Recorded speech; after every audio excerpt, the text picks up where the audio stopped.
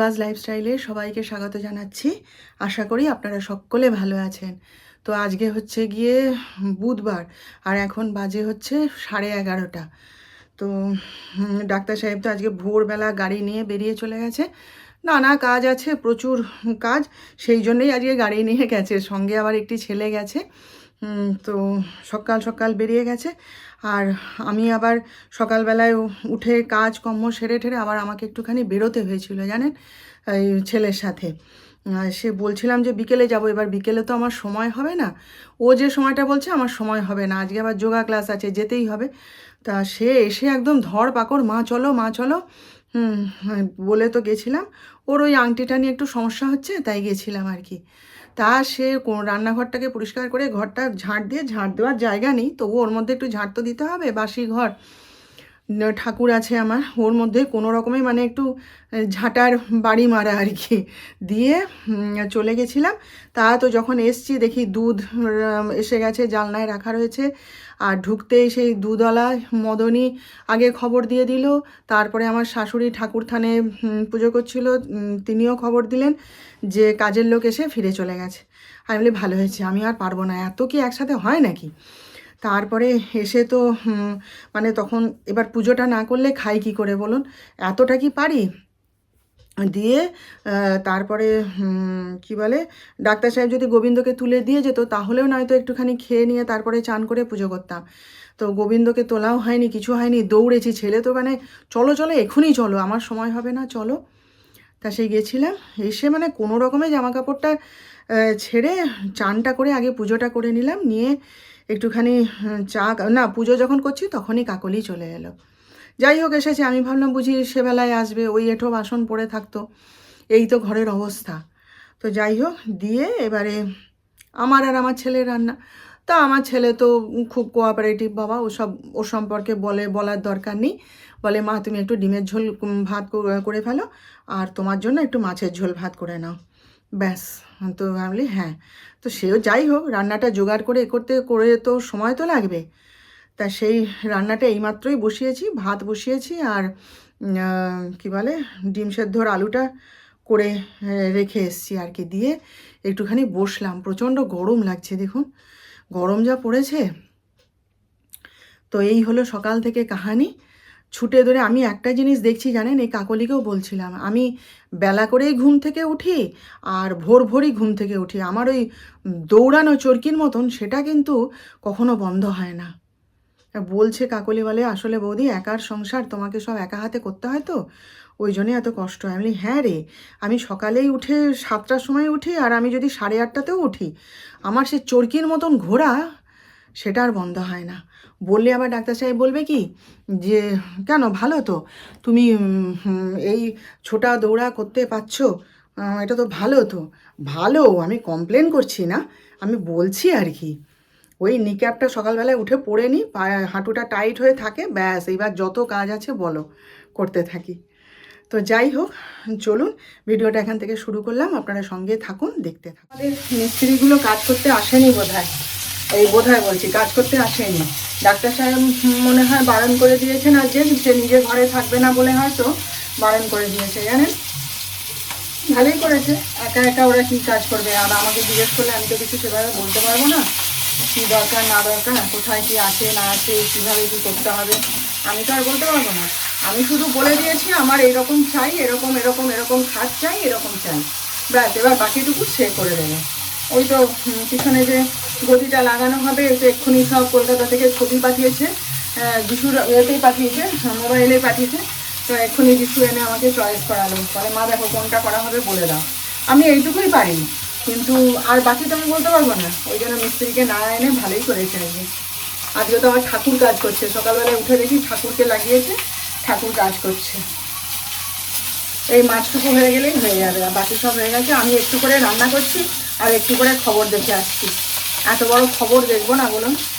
যিশু বারবার ডাকছে ওমা দেখবে এসো, ওমা দেখবে এসো, তাই দৌড়ে দৌড়ে গিয়ে একটুখানি দেখে আসছে আর একটু করে রান্না করছি। দেখুন রান্না হয়ে গেছে, পাঁপড় ভাজা যিশুর জন্য একটু করে দিলাম। শুধু শুধু ডিমের ঝোল কি আর খাওয়া যায়।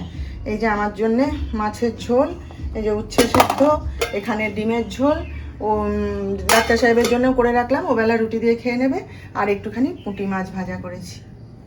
ব্যাস রান্না হয়ে গেছে, যিশু চান করে আসুক, এলে খেয়ে নেব। আজকে তো যোগা ক্লাস ছিল, তো তারপরে সবাই বলছে চারিদিকে আমাদের এখানে রটেছে যে সন্ধে 7টা বাজলেই পাওয়ার কাট করে দেবে। কেন, কি ব্যাপার সেটা আর কেউ বলতে পারছে না। কেউ বলে 10 মিনিটের জন্যে, কেউ বলে আধা ঘন্টার জন্যে, কেউ বলছে না 1 ঘন্টার জন্যে, বলতে পারবো না। তো এই কথাটা আমি আগের দিন থেকেই শুনছি সবার মুখে, কিন্তু কারণটা সেটা আমি আর আবিষ্কার করতে পারছি না। আর আমি নিজেও দেখিনি, ইউটিউবেও বা খবরেও সেরকম কোনো ঘটনা আমি তো দেখতে পেলাম না, কিন্তু চারিদিকে মুখে মুখে রটেছে। যাই হোক, ওই জন্যই আমরা আজকে তো যোগা ক্লাস ছিল, আমরা যোগাটা সেরে নিয়েই চলে এসেছি। আর আমি ওই 4টে নাগাদ গেছিলাম, যোগা ক্লাস শুরু হওয়ার আগে একটুখানি ট্রেডমিলে হেঁটে নিয়েছি। আর ওটা তো আমার দরকার, ট্রেডমিলে হাঁটাটাই বেশি জরুরি, যেটা ডাক্তার বলে আর কি। তো তারপরে একটুখানি সাইক্লিংও করে নিয়েছি, নিয়ে যোগা ক্লাস করে পালিয়ে এসেছি। আর আছে যারা আবার মানে অন্য দোতলায় ব্যায়াম করছে যারা, তারা রয়েছে। আমরা বলি না চ বাড়ি যাই আজকে। আর যেদিন যোগা ক্লাস থাকে না, সেদিনকার অন্য ব্যায়াম ট্যায়াম করতে বারণ করে, বলে পা ব্যথা করবে, আর সত্যি সত্যি পা ব্যথা করে। তো যাই হোক, তাড়াতাড়ি বাড়ি চলে এলাম। আসার পথে একটু ঠাকুরের ফুল নিয়ে চলে এসেছি, কারণ আবার কে যায়, আর যাওয়া বেরোনো আমার হবে না। তা সেই জন্যে কালকে বৃহস্পতিবার তো ঠাকুরের ফুল টুল সব নিয়ে একবারে চলে এসেছি। তো এসে এখন কটা বাজে, এখন 6:30 বাজে। ঘরে এসে ঢুকলাম, ঢুকে আবার যিশু আবার বেরিয়ে যাচ্ছে আর কি। তো আমি দেখি ঘর ঠর ঝাঁট দিয়ে দিই, কণা এখনও আসেনি দেখলাম। তো ধীরে সুস্থে ঘর ঠর ঝাঁট দিই, সন্ধ্যা দেখাই, এই আর কি। ভালোই হয়েছে তাড়াতাড়ি বাড়ি এসে, বলুন। কি জানি কি আবার বাইরে না আবার কীরকম মেঘ কালো হয়ে এসছে, আবার ঝড় বৃষ্টি হবে বোধহয়। যাই হোক, টিভিটা যে একটু দেখবো তার তো উপায় নেই। আজকে টিভির ওই কেবলেতে না খুব ইয়ে করেছি, গালাগালি করেছি ওদেরকে। এতবার করে ডাকলাম জানেন, মিস্ত্রিগুলোকে পাঠালো না কিছুতেই। আজকেও যে বললাম এতবার করে, তবু পাঠালো না। হ্যাঁ, ওই যিশুদাই বলছে, বলে ঘরটা পরিষ্কার হয়ে যাক মা, তুমি আর 1-2 দিন অপেক্ষা করো, তারপরে আমরা জিও কানেকশান নিয়ে নেবো। আজকের এত বড় খবরটা একটু টিভিতে দেখতে ভালো লাগে না বলুন? মোবাইলে দেখছি ঠিক আছে, টিভিতে একটু দেখলে পরে ভালো লাগে। তা আমি তো যিশুর ঘরে গিয়ে টিভিতে দেখে আসছি। তারপরে আমরা জিম করছিলাম, ওখানে টিভিতে চালিয়ে দিয়েছে খবর, সব ওই জিম করতে করতেই দেখে নিয়েছি সবাই মিলে। তো যাই হোক, চলুন পরে কথা বলবো, কাজকর্মগুলো সেরে নিই, তাড়াতাড়ি এসছি যখন। এখন বাজে হচ্ছে 9:30। এতক্ষণ একটুখানি গানটা নিয়ে বসেছিলাম জানেন, অনেক দিন গান নিয়ে বসি না, অনেক দিন। সেই যে ডাক্তার সাহেব হারমোনিয়ামটা ঠিক করে এনে দিলেন, তারপর থেকে নানা সমস্যায় মানে জর্জরিত ছিলাম, যে কারণে গান নিয়ে বসার মতন আর মানসিকতাটা ছিল না। সেই জন্য গানটা নিয়ে আর বসতে পারিনি। তো আজকে হাতে অনেকখানি সময় ছিল। হ্যাঁ, কণার সাথে একটু কথা টথা বললাম, ওই যে পাওয়ার কাট হবে বলছিল সেই নিয়ে একটু হাসাহাসি গল্প এই সমস্ত হলো। আমি বললাম কই রে, তোদের পাওয়ার কাট তো হলোই না। বলে হ্যাঁ মামি, সবাই তো বলছিল, সবাই তাড়াহুড়ো করলাম, যে আমিও তো তাড়াহুড়ো করলাম, তাড়াতাড়ি বাড়ি এসে পাম্পে জল টল তুলে নিলাম, তো কই তোদের হলো না। তো এইসব নিয়ে হাসাহাসি করছিলাম আর কি। তারপরে বেশ অনেকখানি সময় বসে বসে সময় নষ্ট করি, কেন আমি দেখি তো একটু হারমোনিয়ামটা নিয়ে বসি আজকে। তো সেই অনেক দিন বাদে একটুখানি হারমোনিয়ামটা নিয়ে বসেছিলাম আর কি। কিছুই না, ওই নিজের সঙ্গে একটু টাইম পাস করা, এই আর কি।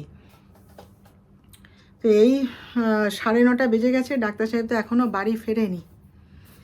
তো সেই আর কি, দেখি এবার তাহলে একটা ফোন করে দেখি, আবার গাড়ি নিয়ে গেছে তো চিন্তা নেই। যাই হোক, আপনাদের একটা মজার কথা বলি। আমি যখন জিমে যাই, তো যিশু তো আমাকে ছেড়ে দিয়ে আসে। যিশু বলে দিয়েছে, মা যখন আমি সময় পাবো না তুমি টোটো করে চলে যেও। তার আসার পথে আমিও এখানে জিমের আমার যারা বন্ধুবান্ধব রয়েছে তাদের সঙ্গে আসি। আসার পর সব ভাগ হয়ে গেলে যদি ইচ্ছে হয় তো হেঁটে হেঁটে চলে আসি, না হলে আমি আবার টোটো ধরে চলে আসি। তো এখন ডাক্তার সাহেব বলছেন যে যিশু যখন থাকবে না, বাইরে চলে যাবে পড়তে, তখন তাহলে তোমাকে একটা টোটো একদম মাসের জন্য ভাড়া করে দেবো, আর নিয়ে আসবে। আমি বলি আচ্ছা তাই হবে। এসব কথাটা তো হলো। এবার কাল থেকে ডাক্তার সাহেব আমার পিছনে লেগেছে, তোমাকে একটা সাইকেল কিনে দিই, তুমি সাইকেল চালাও। আমি বলি, আমি কিছুক্ষণ অবাক হয়ে গেছি, থতমত হয়ে গেছি প্রথম কথাটা শুনে জানেন। আমি বলি সাইকেল, আমি এখন সাইকেল চালাবো এই বয়সে এসে? বলে হ্যাঁ, তো কী হয়েছে, ওরকম অনেকেই চালায়। আমি বলি বলো যে স্কুটিটা, তো আমার স্কুটিটা নাও, নিয়ে তুমি চালাও, সেটা একটা কথা হয় যে স্কুটি চালাচ্ছি, তাই বলে একবারে সাইকেল। আমার ছেলে তো হেসে মরে যায়, বলে মা এখন যদি সাইকেল চালায় গোটা তমলুক দাঁড়িয়ে যাবে। সে নাছোড় বান্দা জানেন আমাকে, কেন তুমি তো আগে সাইকেল চালাতে, তাহলে এখন কেন চালালে কি অসুবিধা হয়? না তুমি সাইকেল চালাও। সে সিরিয়াসলি, না তুমি সাইকেল চালাও, চলো আমি তোমাকে একটা ভালো লেডিস সাইকেল কিনে দিচ্ছি, তোমার এত হাঁটার কষ্ট আর একা তুমি এই সাইকেল এই কিছু মানে না থাকার জন্যে তুমি যেতে পারো না কোথাও, আর সবসময় বলো হেঁটে হেঁটে যেতে হয়, নইলে টোটো ধরতে হয়, কত টোটোর পয়সা দেবো, তোমাকে চলো একটা সাইকেল কিনে দিছে। নাছোড় বান্দা জানেন। আজকে সকালেও বলছে, দেখো বলো এখনও বলো সময় আছে, একটা ভালো সাইকেল তোমাকে আমি কিনে দিচ্ছি, তুমি চালাও। আমি বলি যে আমার সেই প্র্যাকটিস কি আর আছে? বিয়ের আগে তো সাইকেল চালাতামই, সব মেয়েই চালায়। তাই বলি সেই অভ্যাস কি আর আছে? এখন আমি সাইকেল চালাতে গিয়ে পড়ে যাব, সোজা যেতে গিয়ে এদিকে গিয়ে পড়ে যাব তুম করে। তা আমাকে বলে কি এই রাস্তাটায় চালাও। আমি বলি পাড়ার মধ্যে এই রাস্তাটায় চালাবো? বলে হ্যাঁ। আমি বলি প্রথমত পাড়ার লোকজন দাঁড়িয়ে যাবে যে বড় বউয়ের কী হলো হঠাৎ করে, আর তারপরে সিধা গিয়ে আমি যদুপতির পুকুরে পড়ে যাব, আর রাস্তায় যদি চালাই পুরো গাড়ির তলায় চলে যাব। সে কিছুতেই মানবে না। হ্যাঁ, একবার সাইকেল চালালে কেউ ভোলে নাকি, ও দুদিন তুমি অভ্যাস করো হয়ে যাবে। আমি তাহলে তখন চালাতে দাওনি কেন বিয়ের পর? তখন কেন বললে যে না ঘরের বউ সাইকেল চালানো যাবে না, অমুক না তমুক না? তাহলে আমার অভ্যাসটা নষ্ট হতো না, আমি সাইকেলটা নিয়ে আসতাম বাপের বাড়ি থেকে, আমি তাহলে সেইটাই চালাতাম। না, সে তখন যা বলা হয়েছে, এখন তোমার প্রয়োজন, এখন তো তোমার অনেকখানি সময় পেরিয়ে এসছো, আর তুমি এখন তাহলে সাইকেল চালাও। আর যিশু তো মানে বলে খবরদার বলে দিচ্ছি মাকে, একদম তুমি সাইকেল টাইকেল কিনে দেবে না। সেও সিরিয়াস, হ্যাঁ সেও তো চিৎকার করে যাচ্ছে। সে যদি কালকে আমার ঘরে দেখতেন, হেসে মরে যায়। আমি চুপচাপ বসে বসে এনজয় করছি, আমি হ্যাঁ সাইকেল চালাবো, আর বাপ বেটায় লেগে পড়েছে জানেন, সাইকেল ডাক্তার সাহেব কিনবেই, আর যিশু লাফাচ্ছে খবরদার বলছি মাকে একদম সাইকেল দেবে না তুমি, অমুক হবে তমুক হবে।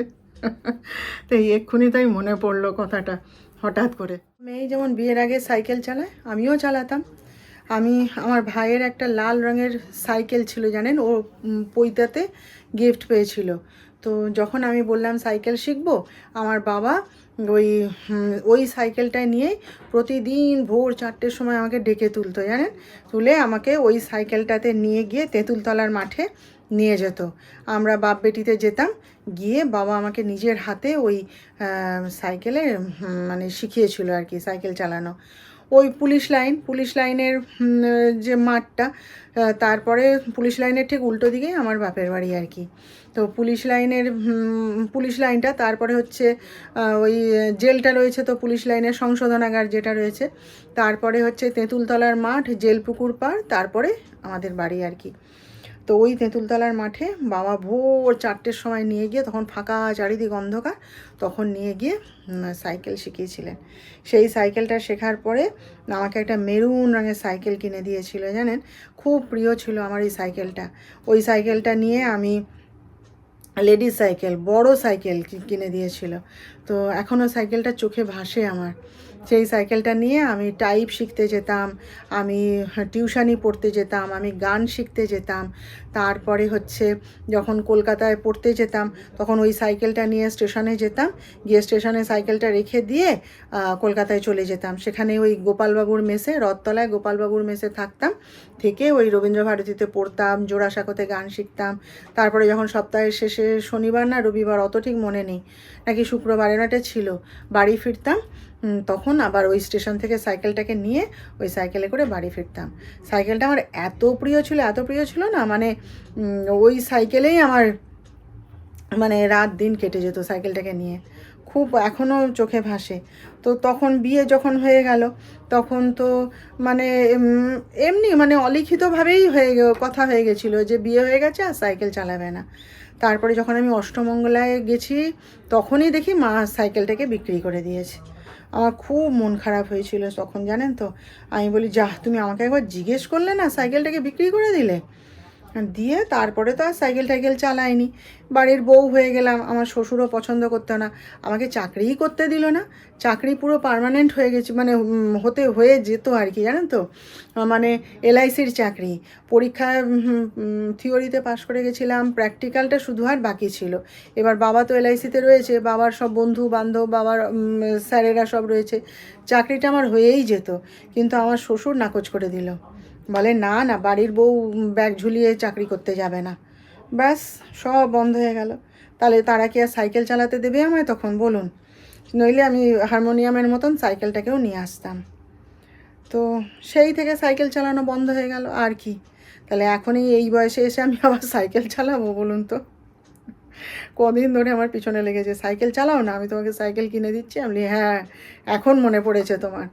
তখন যদি মনে থাকতো, আর যদি আমি সাইকেলটা চালাতামই তাহলে একটা কথা ছিল, তাই না? নতুন করে এখন কি আর শুরু করা সম্ভব বলুন তো? যাই হোক, আপনাদের সাথে কথা বলতে বলতে ওদিকে ডাক্তার সাহেব এসে গেছে, গ্যারেজে গাড়ি ঢুকাচ্ছে, টের পাচ্ছি। চলুন তাহলে আজকের মতো রাখি, আবার আমাদের দেখা হবে নেক্সট ব্লগে। আপনারা সবাই ভালো থাকবেন, আর আজকের ভিডিওটা ভালো লাগলে একটা লাইক, শেয়ার ও সাবস্ক্রাইব করে প্লিজ জানিয়ে দেবেন।